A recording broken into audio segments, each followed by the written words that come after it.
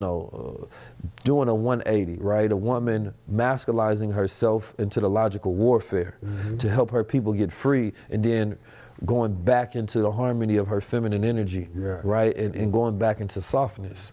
And so we have to learn, number one, there's no great revolution without black women, right? There's no nothing. But what is the end result? Our women have to be able to get back into their softness. Not to stay in a state of masculinity because they had to masculize themselves for warfare. Right? And that's what we're dealing with. So when people go through economic warfare and they're in poverty, that is a state and a condition that the people must fight out of. So if the black man is not standing there with the financial education, with the ability to liberate themselves into wealth, then the woman now, of course, we know how the tools put her in that position, but she's going to masculize herself to get out of that. Because state of poverty is not a state for human beings to live a quality of life. But we have to have a plan to say, okay, now our plan is to bring our women back into softness. And we have to understand that warfare is based on deception. What you just explained, the white supremacists know that too. They understand the importance of women to go back into their femininity and men to be into their masculine bag.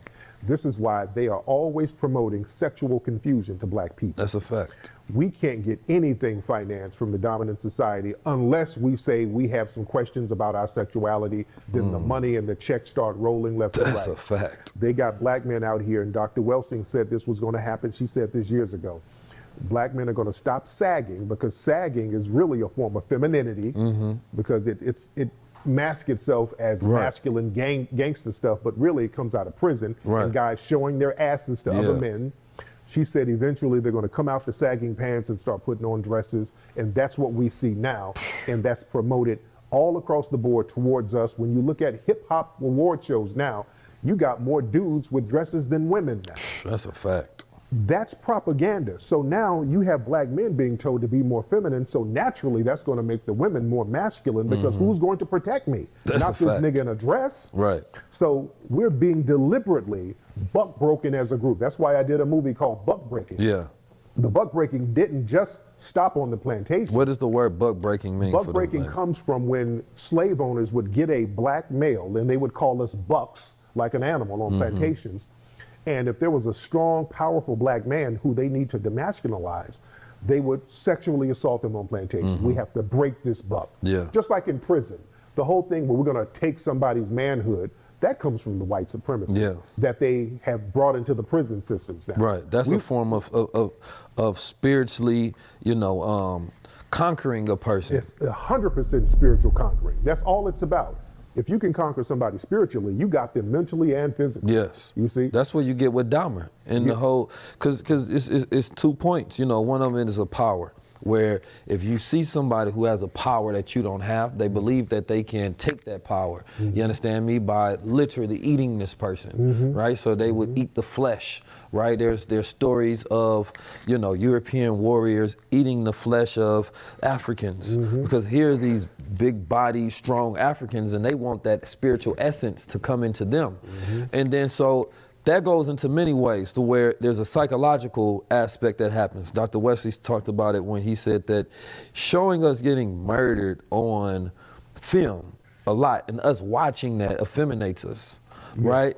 And it spiritually robs us, because we constantly seeing ourselves lose, we constantly seeing ourselves, oppressed, and it drains our testosterone. Even before television, when they would lynch black people, they would put it on postcards and send the postcards of the lynchings all around the country. So that's absolutely true. That propaganda, that's the number one way to rule a people, is through propaganda. Not physical anything, because they understand that they can psychologically embed images, self-identity of who you think you are. And if I can get you to think that you are a victim, not a warrior, you are a victim. So now when you go out there, in your mind is the narrative and the behavior of a victim, not a warrior, right? If I show you as Superman, if I show you as Black Panther, now you're gonna come out there with this new self-image, and the way that you respond is going to be representative of your self-image. So no, it has to be psychologically damaging. You have to see a foot on your neck. So now you thinking, damn, in this situation, I'm gonna be just like that image I seen. So instead, we have to have a counter propaganda machine and counter intelligence that says that no, we're going to teach you who you are from a confidence standpoint, from a warrior standpoint, from a king standpoint, from a military strategist standpoint, from a God standpoint. Yeah. None of these things are damaging to you. Correct.